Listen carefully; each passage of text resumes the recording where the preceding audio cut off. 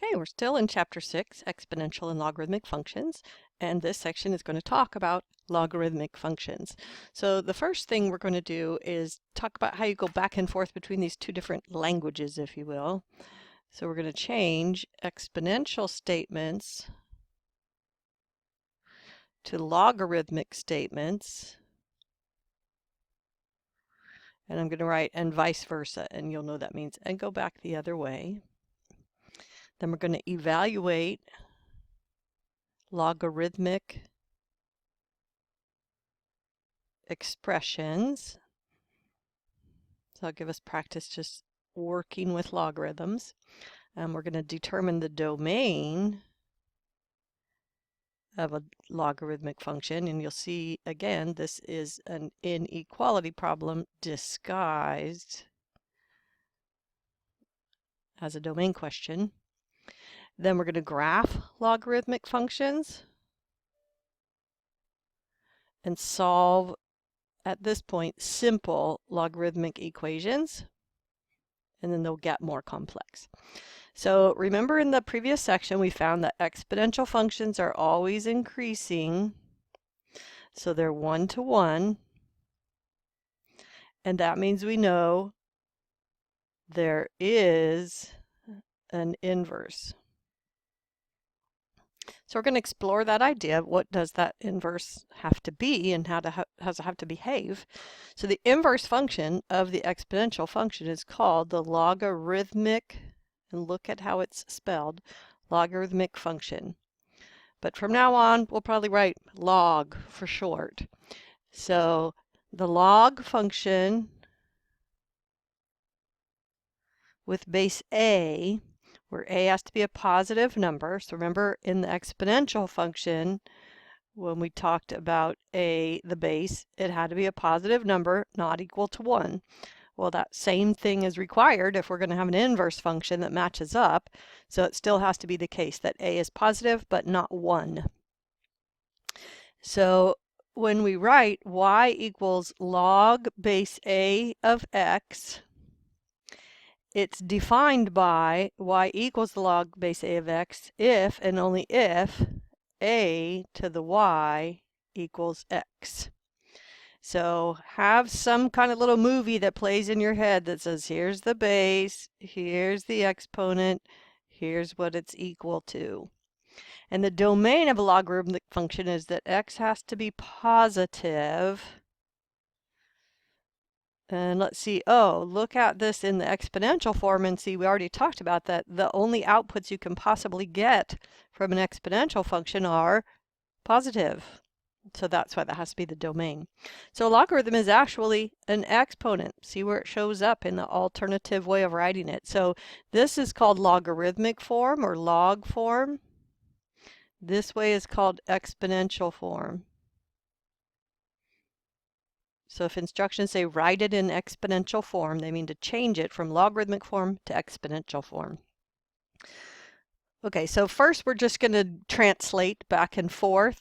So the same statement written with a log base 4, let's see, and we're saying 4 to the power of 2 is 16. So the log base 4 of 16 is 2.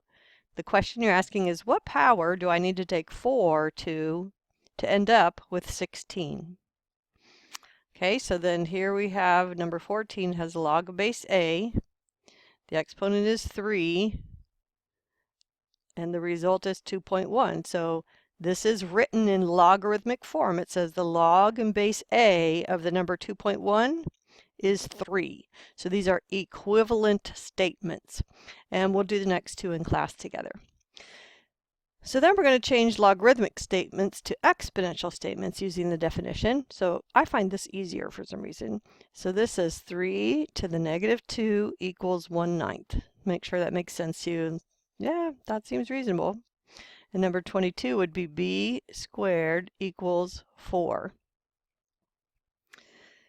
And we'll do the next two together. And then we're going to do some evaluating of logarithms without using a calculator. And I find it the easiest to put an x over here, even though there isn't one, and then write it in exponential form and say, well, if 8 to the x is 8, I can see that x has to be 1. So the log base 8 of 8 is 1.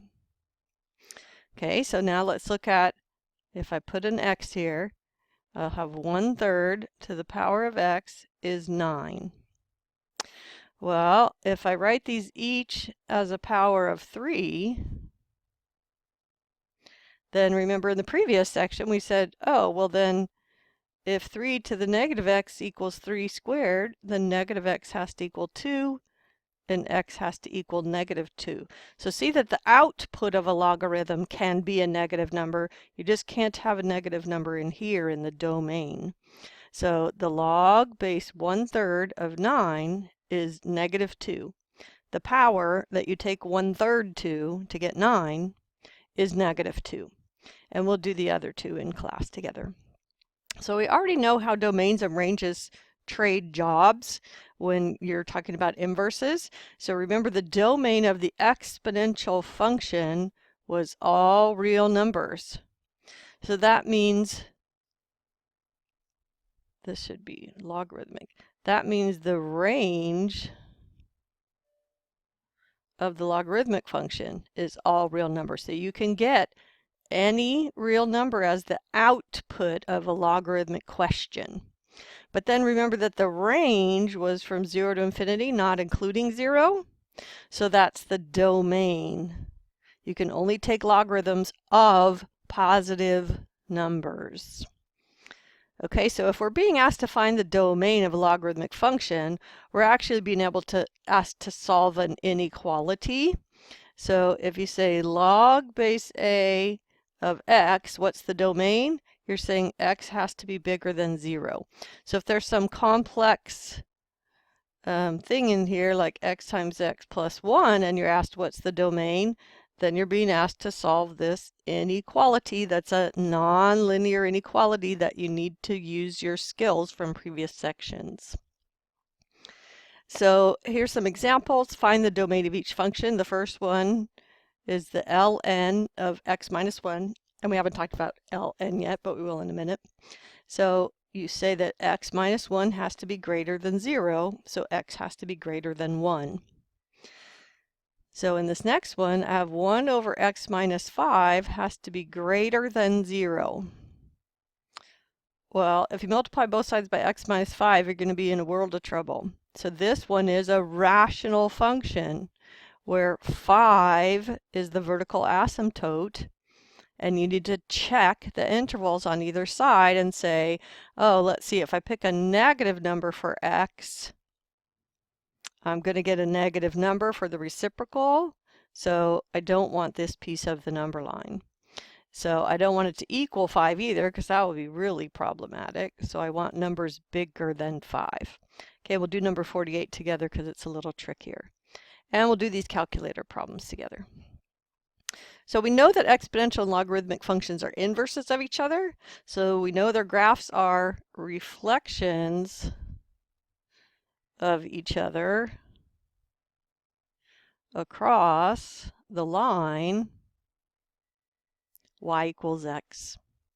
So here's a picture of, here's the 2 to the x function that we graphed last time. So we can see what the graph of log base 2 of x has to look like by reflecting about the line y equals x. So notice that if the base is between 0 and 1, you get an always decreasing exponential function. So this is if you have 1/2 to the x. See how you're multiplying 1/2 by itself over and over and over and getting smaller and smaller numbers. And then this is the graph where if a is bigger than 1. So the natural log function is a special one. We talked about e in the previous section. So y equals the ln of x if and only if x equals e to the y.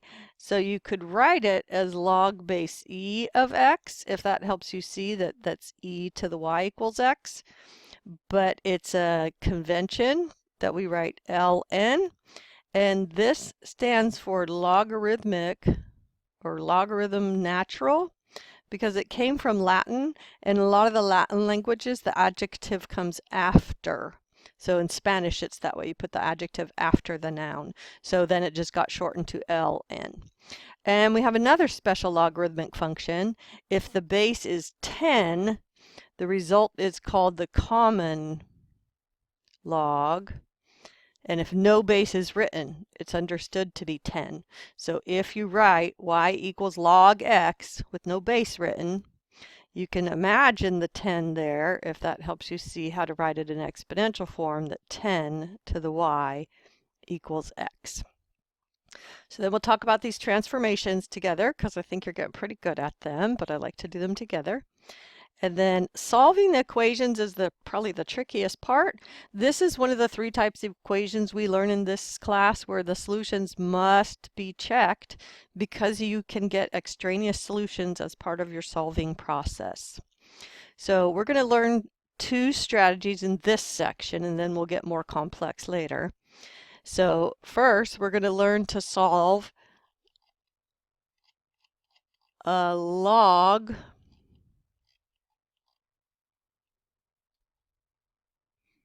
equation. So a logarithmic equation has a logarithmic in the equation.